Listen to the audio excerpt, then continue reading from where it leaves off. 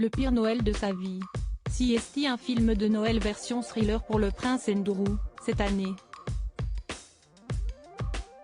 Le frère du roi Charles III ne semble jamais voir le bout des ennuis ou des humiliations.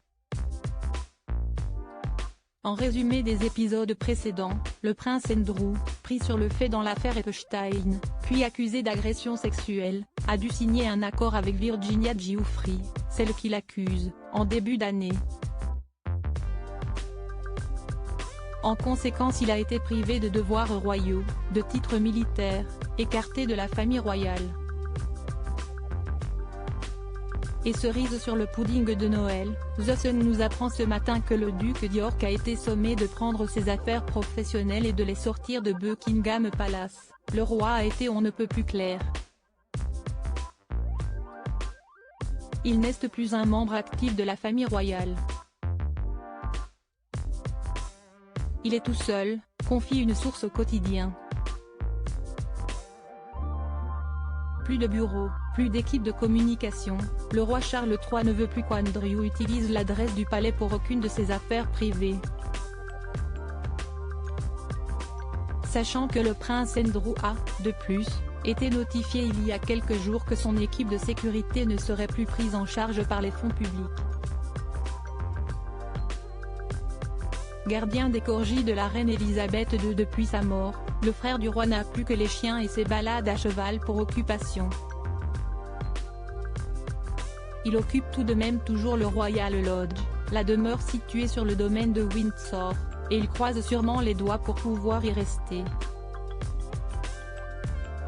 Son avenir semble bien compromis. Prince Andrew, retour sur son évolution physique. Andrew hérite d'un pactole. Le prince Andrew n'a plus grand-chose pour se consoler. Il peut tout de même se satisfaire de cette unique bonne nouvelle de l'année, le pactole issu de la vente de son chalet de Verbier, en Suisse pour 22 millions d'euros. Le frère cadet du roi Charles III souhaitait se séparer de ce bien immobilier de luxe, acquis en 2014 avec son ex-femme Sarah Ferguson, depuis 2020. S'ils sont enfin parvenus à leur but, ils ne toucheront néanmoins pas l'intégralité du prix de vente, une partie de la somme sera retenue pour éponger leurs dettes. Les ex-époux, alors déjà divorcés, avaient acquis cette bâtisse, surnommée le chalet Elora et équipée, en outre, d'une piscine intérieure et d'un sauna, pour 22 millions de francs suisses, soit environ 22,2 millions d'euros, en novembre 2014.